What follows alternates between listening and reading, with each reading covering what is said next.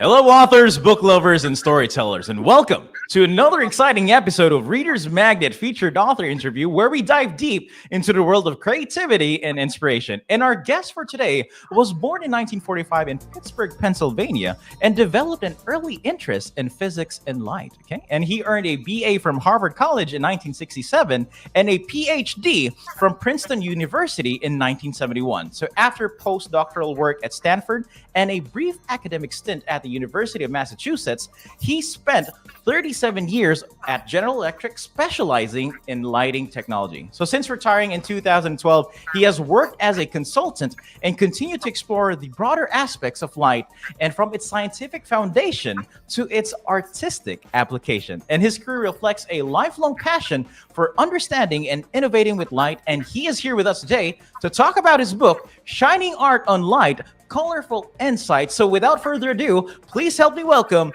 James T. Dakin. So Jim, how are you feeling today? I'm feeling great, thank you. Been looking forward to this. Well, good. Really love to have you. And again, welcome to the Hive. And I'm really looking forward to see this. And one more thing that I just want to highlight, though, these to all of our viewers, though, if you're familiar with this book, this is the book that has been part of the book shoutouts and has always got me questions on what the book is and how it was created. And right now, we got the face behind the book, Jim Dakin. So, Jim, please tell us, what is this book all about then? Well, I want to go back to my background a little bit. Can I do that? Sure, go. If you want to tell us more about your background. You know, when I was growing up, when I was in elementary school, my father was teaching me about photography. Oh. And folks today don't know about this, but photography used to be very complicated. You had to pick the right kind of film for your application. You had to do things like control the aperture of the camera. You had to control the speed of the shutter. You had to focus the camera. You know, nowadays, when I take a picture with my cell phone, I don't even have to think about any of that. It just sort of happens automatically. But at a very early age, in my, when I was in elementary school, I was thinking about this stuff. It all had to do with light. And, and the lighting in taking the picture was so important. World events had a huge impact on me. When I was entering middle school, the Soviets launched this thing called Sputnik. It was a satellite that went around the Earth. And in fact, we could go out in our front yard and look up at night and see it. And that really got folks scared. And they said, boy, we got to do some catching up in science and technology. So suddenly there was an accelerated math science thing at my school. And I was just primed to enter that thing.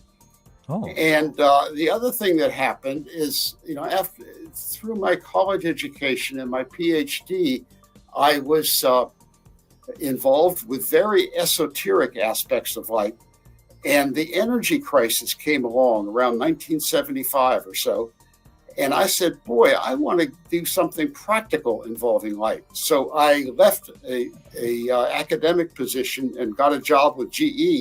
And in fact, spent the rest of my career with GE and into retirement working on very practical aspects of light and energy saving in particular.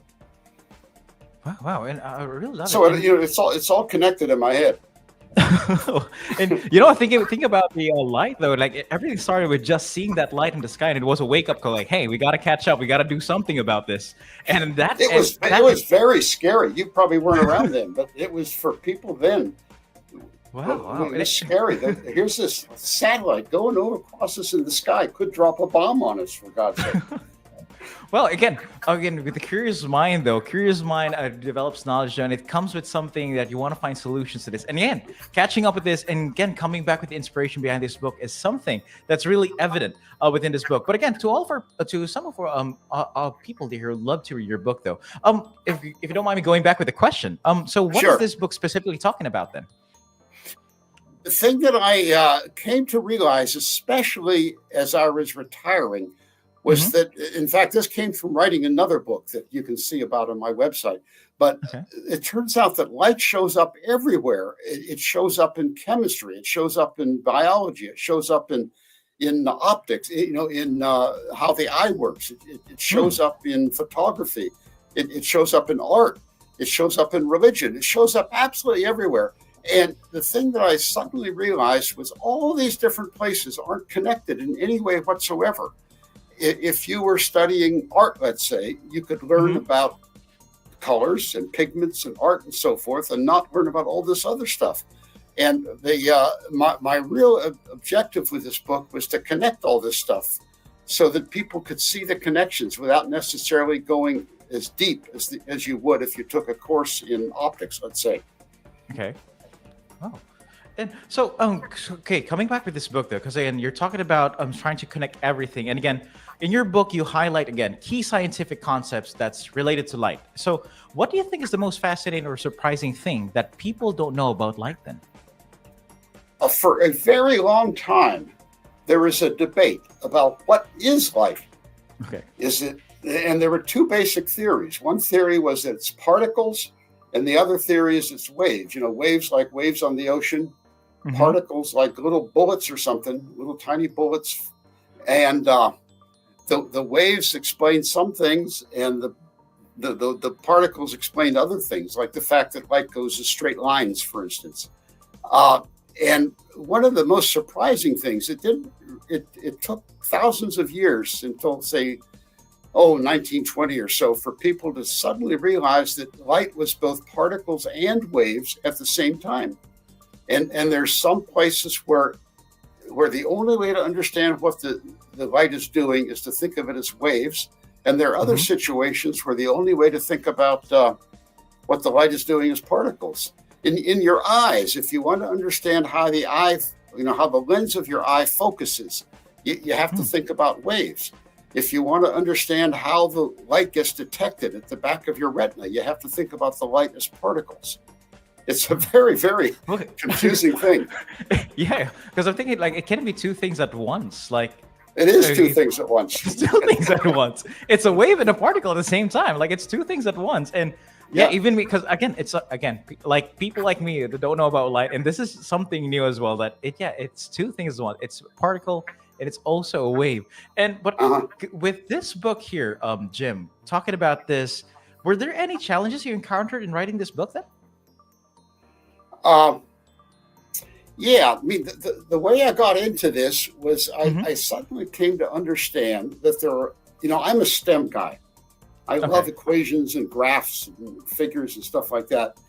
And I think that way. But there are a whole lot of people out there that don't think that way. And if you try to take a STEM approach with equations to explain all this stuff, you just get, these people get lost. They turn off. And, behind me is my bookshelf. You see those books there? I could show you books back there that are 500, 1,000 pages long that are about light or aspects of light that have absolutely no pictures in them. And if I was trying to explain light to you, Rob, I wouldn't use one of those books. And what I was looking for was a new way of talking about all these different aspects and applications of light that would be easy to talk to people about. And that is where I came to this idea of using art as opposed to the traditional equations and words and so forth to convey some of the ideas. And part of the deal there is that pieces of art in museums have they have provenances. It's called the museum knows the age of that piece of art, where and when it was created. And that provides an anchor of time for a particular concept in the book, in the story. I'll give you an example. Sure. Go on. I want to know more. So one of my favorite pictures in there is it's actually from the Getty Museum. It's a painting. No, I'm not sure which museum it's from, but it's a painting that shows a man wearing glasses like these things, spectacles they were called then. And I think the date of that painting was something like 1300. And that demonstrates the fact that around 1300, the idea of spectacles was there. I mean, people knew about wearing glasses in 1300. You'll have to read the book to find out if that's the exact date. I think it is. The most amazing thing about that picture is it's a picture of the Holy Family. The man in that picture is Joseph, the father of Jesus. The woman in the picture is Mary, the mother of Jesus. And there's the little baby Jesus. So the setting of this picture is way back, around 0 AD. And of course, at that time, as far as we know, no one was wearing spectacles. Of course, no one. However, when this artist painted this picture of the Holy Family, he wanted to sell that picture.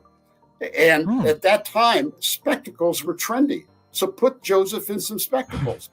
Sell your painting. I mean, there's some very, very cool, and there's another one in there. I'll tell you about that is from the Getty. There's a picture of an eclipse. Okay. And it shows people respond an eclipse of the sun, like we had in Cleveland last summer. I don't think you had it out there in San Diego. Maybe you did, but we had it in Cleveland.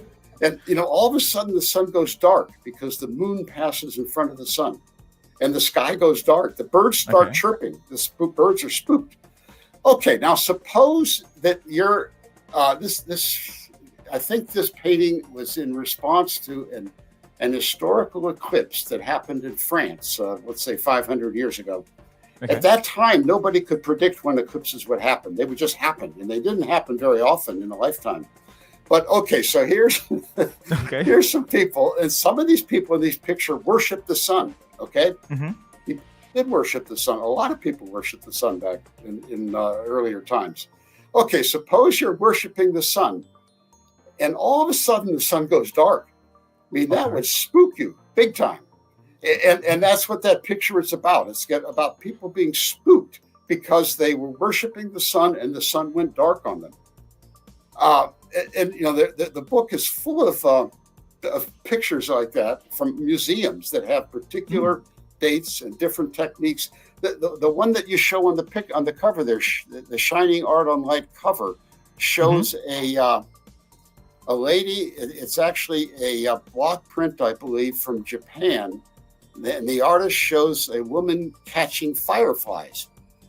Now, most examples of light, like the sun or a fire or a light bulb or whatever, have to do with heat. You make something hot enough, it gives off light. But fireflies aren't hot. They exhibit a phenomenon known as cold light. And that, when I was a little kid, we used to catch fireflies out in the front yard in the summer at night. So that picture gives you an illustration of a particular aspect of light that people knew about. They knew about it more then than they know now. Now people spend so much time indoors and we got so much light pollution, it's hard to find fireflies. But But when I was a kid, and certainly in 100,000 years ago, everyone knew about fireflies. So there are plenty of pictures in this book that are from museums that have provenances that they're both pieces of art, but they both illustrate absolutely fascinating aspects of light.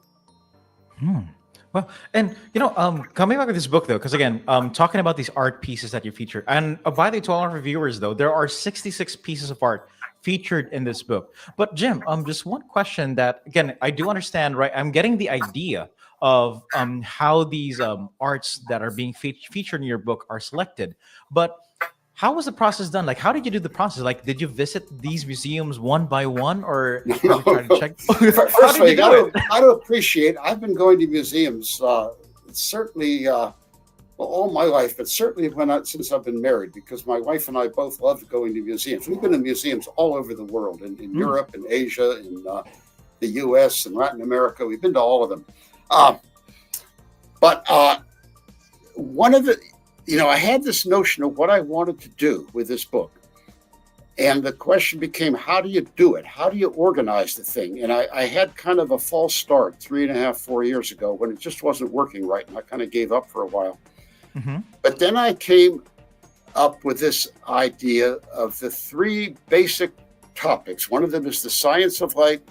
Another is natural phenomena involving light, and the third is human inventions involving light. We talked about the science, that's the particles and waves. We talked about the natural phenomena, like those fireflies. We talked about the spectacles, like mine. Yeah, of course. And okay, so suddenly I had a way to organize the thing.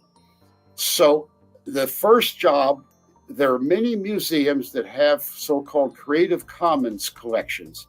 These are pieces of art on their website that the museum allows you to copy and use for free.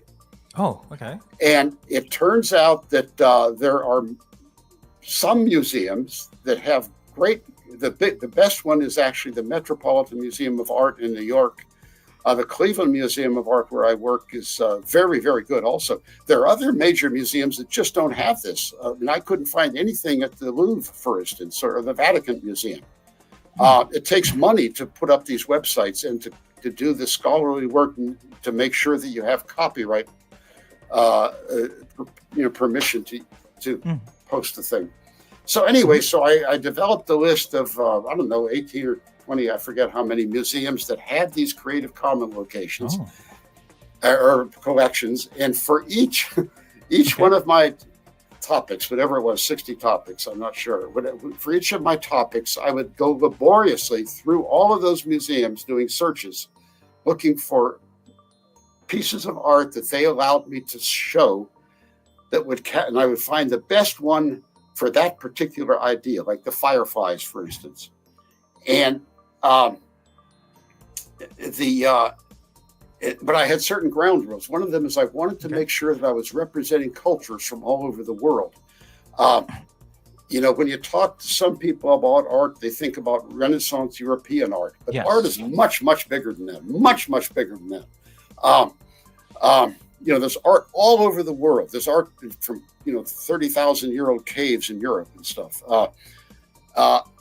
So I wanted to make sure that I was representing art from all over the world.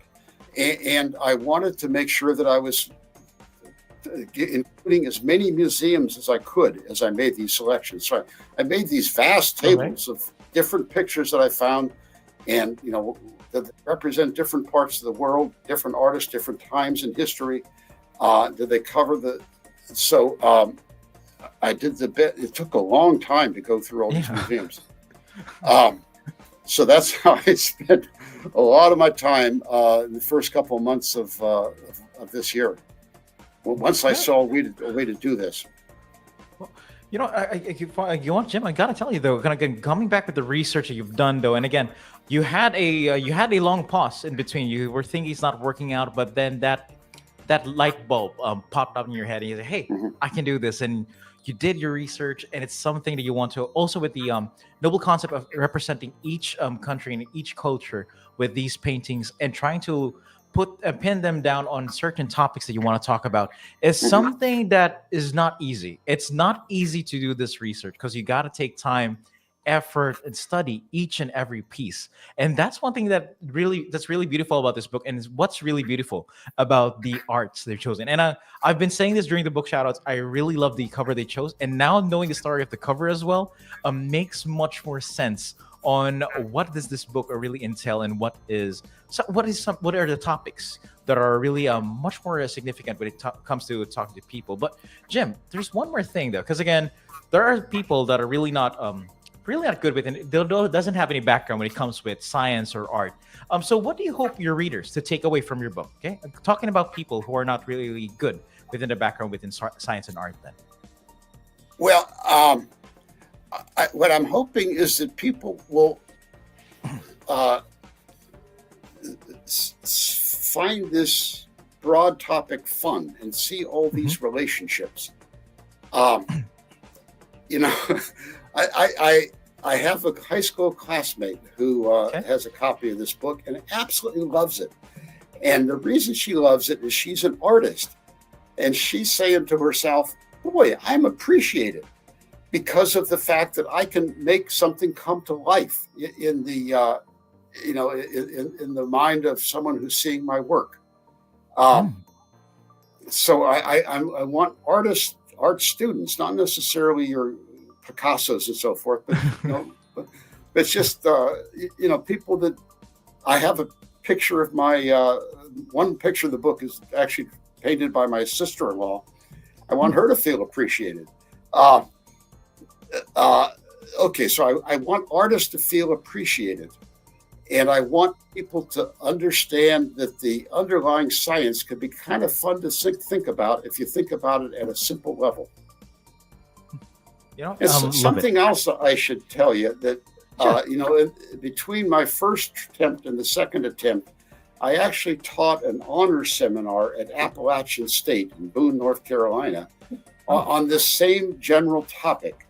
And there were actually 2 art students in the in the class, and that reinforced in my head the idea that you can't excite those particular students with equations.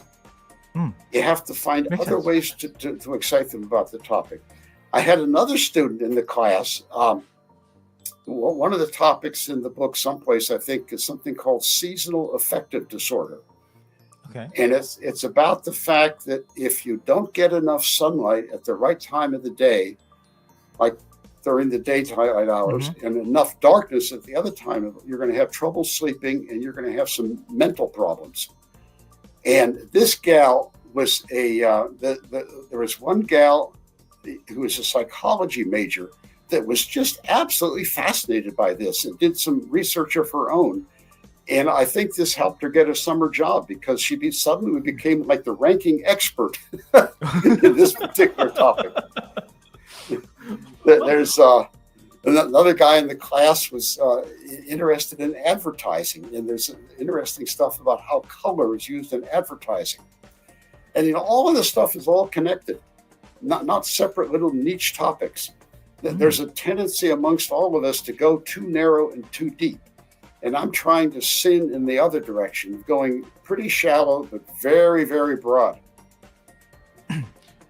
And coming with this, Jim, again, coming back and going back with this whole thing, learn again. Yes, you are. I do agree with that. Like, there are some certain topics, like if you're going to be asking me, like, hey, we got to learn about science, we got to learn about physics, and that comes to my, oh yeah, I'm going to be looking at equations. It's something that I wouldn't be into, but having that dash of something unique, something that I can relate to, and something that I can look forward to, makes me learn the topic much more easier. And everything has been depicted within this book as well. It's shallow, but at the same time, it's really broad when it comes with the topics as well. And that is something that would be really unique when it comes to the book. And again, to all of our viewers, if you are interested and you want to know more about this book, I would highly suggest, though, to grab a copy of James Dakin's book. Again, that's Shining Art on Light, Colorful Insights, that's available through Amazon and Barnes and Noble. Okay. And also, if ever you want to catch Jim, though, and check though on what he's doing, though, he is going to be joining the Festival of Storytellers this January 20th up until the 2nd of February. And you can check him out there, see his book as well, and see his other books, and see on what else you might be discovering coming from the author Jim Dakin himself. So, you know what, Jim? I just want to say this, though, as we come with today's conversation, though, at the end of today's conversation, I really want to say that today, after this interview, I'll be walking away and I'll be saying that I've learned something new today.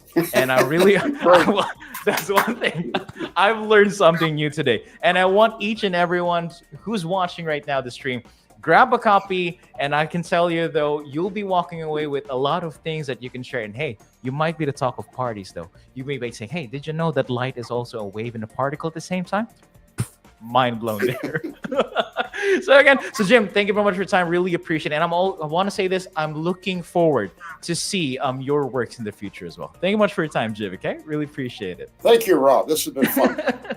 Okay, so again, and once again, though, to all of our viewers, again, this is James T. Dakin. Feel free to check his books out, available through Amazon and Barnes & Noble, and also check his website out. That's jimdakin.com. That's www.jimdakin.com. And again, to all of our viewers, thank you very much for tuning in. And remember that every ending is just a new beginning in the world of stories. May your reading adventures be endless and your imagination boundless. And as we say here at Reader's Magnet, we share your stories with the world. Thank you and have a good one. Bye. Thank you, Rob.